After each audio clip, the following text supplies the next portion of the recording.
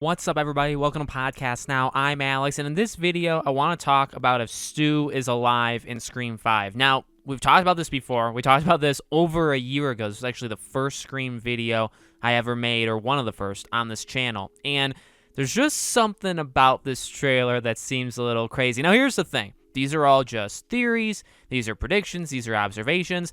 And they're based off a trailer that I think they did an incredibly good job of giving us stuff, but saying, I'll give you things, but you're going to have like 10,000 questions afterward. And that's really what this trailer did. And I think, honestly, part of it can connect to Stu, and there's an entire alleyway, and I do mean alleyway, that you can go down talking about Stu. So let's do that. One of the things, and I'll just cut straight to the chase, because one of the things I found most interesting about this trailer was his voice, Ghostface's voice. Now, Roger Jackson is older. He's actually the oldest of the original three. When you think of the three, and then you say, well, he's technically four. So you have the four of them, right? Nev, Courtney, David Arquette, and then, Roger Jackson. He's the oldest. He's, I believe, is 62 years old. So is his voice going to change over time? 100%. You look even at, like, James Earl Jones for Darth Vader when he came back in Rogue One. He sounds like it, but it's also like, okay, you are definitely a lot older. You're trying your best. You did an amazing job, but we can tell you're much, much older now than you were during the original three, right? Roger Jackson, I think, does it actually a little bit better, where what's interesting about his voice is it's older sounding, but it's also, in my opinion, more malicious, more evil, more threatening than maybe ever before. And it's hard because I can't, audio clips like from the movie, I can't, just for safety on YouTube, I can't play it. But if you watch the trailer and you listen to his voice, he's got a couple, like I said, he's got a couple different, personalities almost he puts on. When he says Tara's name, specifically, when he says, like, do you want to play a game, Tara? When he says Tara, and when he says, hello, Sydney, he sounds very much like Scream 1.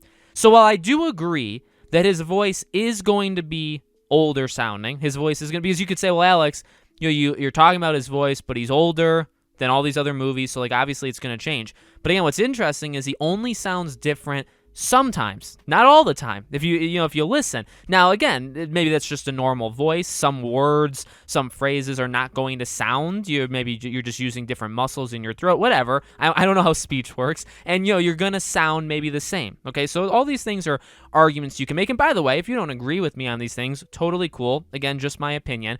But what's interesting is when he says other things, he sounds much, much different. He sounds older.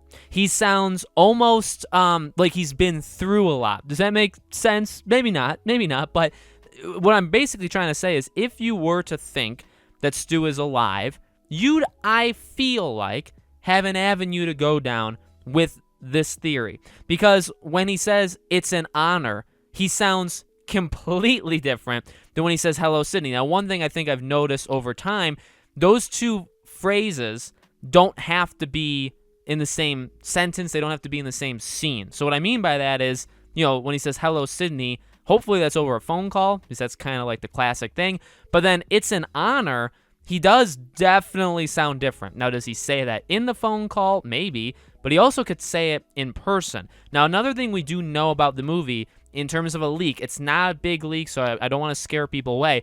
But what we do know is he basically has a device now where he can talk through it to his victims in front of them. So instead of holding like the box up to his mouth and all that stuff, or obviously even just in the past movies, they've never done that, right? He talks on the phone, but then when Ghostface is there, he doesn't speak, or then like when they reveal themselves, they talk in the box really quickly and they drop it. But it's also like Roger Jackson's voice, and they just play it over the person talking, and like that's how they do it. It's never Ghostface is standing directly in front of you and he's talking to you, but you don't hear Richie, you don't hear Wes, you hear, I'm just throwing names out, but you don't hear them, you hear Roger Jackson's voice. So I will give people that maybe the difference in the voice, why it sounds so different, is because some of them are taking place when he's directly in front of you. However, when he says, like, do you want to play a game, which is that first part, and then he says Tara, I mean, that's the entire sentence,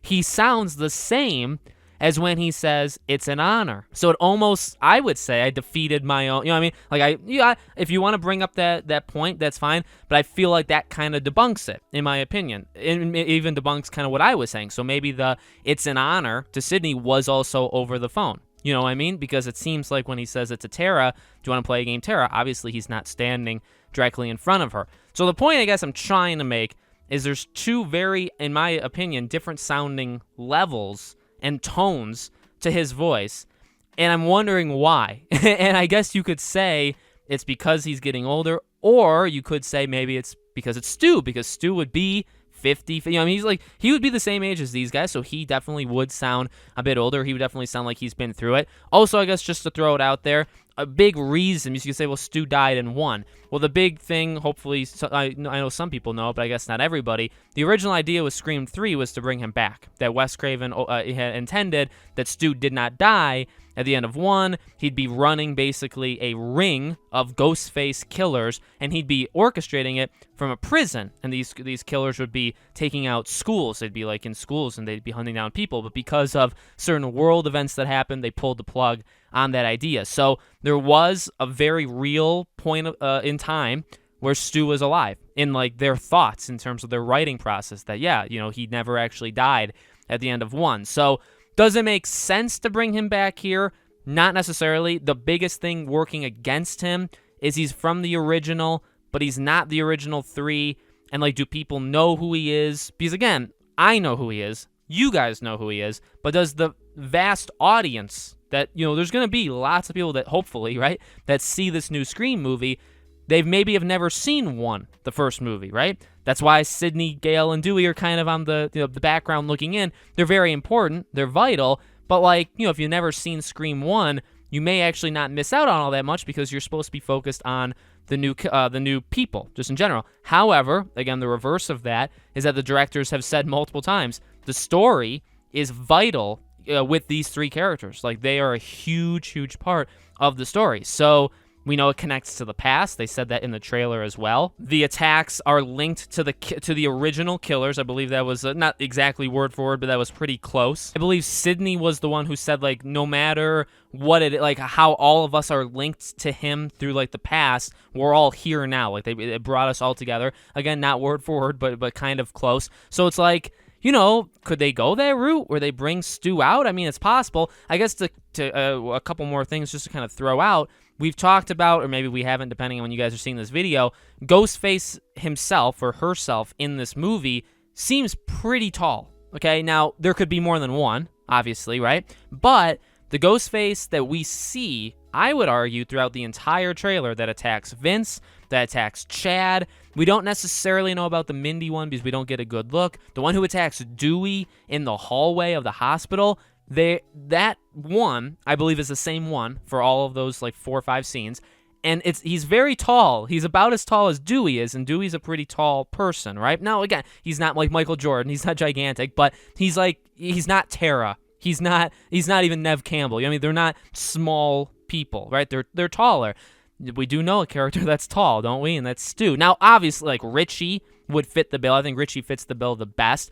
Wes, kinda. I still don't actually think even Dylan Minnette is all that tall, or Wes would be all that tall. I would personally think if you're talking about the height of this this killer, Richie makes the most sense, who's Jack Quaid's character. But it could be Stu. I mean, if it's Stu, that definitely makes the height make sense. Again, I really just say the biggest thing holding it back is why would you do it? You're banking on people following you through, and it's not a guarantee that they're going to do that. Do you know what I mean? So that's a tough thing. And I guess the final thing to say is Stu's house. Why in God's name is Stu's house there? Now, of course, that answer will be given throughout the movie. But why? And I said that, I've made a lot of videos today, and I'm going to kind of sprinkle these videos out over time. But, why is his house? Now, obviously, it's where he died. It's where Billy died. It's the ending of Scream 1. It holds a lot of value in a lot of different ways. But, why are they going back specifically to Stu's house? I would even argue if it was Billy, if it was some killer that was related to in some way Billy, or a revenge plot for Billy, something like that, would you take them to Stu's house? Maybe, because it's where you died, or, Billy died. But, would you, though? Whereas for Stu, it's like, well, it was his house. Like, that's where he lived. That's where he also died. Or I guess, that's where he kind of met his end in that way in Scream 1. So, like, I don't know. You could argue it, right? Because if it's some killer not related to Stu at all, and it's related to Billy, it makes sense to go to Stu's house because of all the other, I guess, nostalgia reasons or all the other reasons that it links back to it. But I don't know, you could have picked somewhere else and said it relates to that too, you know what I mean? So it's difficult. I think for Stu, it makes a lot of sense why you'd want to go back to your own house. So we'll see. I don't think he's back. I don't think he's the killer, but you know what? I am not throwing it out because I think it's a lovely possibility and I love the idea. I really, really do. So let me know what you guys think in the comments below. Make sure, as always, you guys are subscribed, bell icon turned on. I have made too many videos, more videos than I can count. Today, I've recorded like all the Scream videos in one day, and I don't know when you guys are going to see all of them, but I have plenty of them coming. Let me know if you want to see anything else, and we will just keep the train going. Thank you for watching, guys, and I'll see you all on the next video.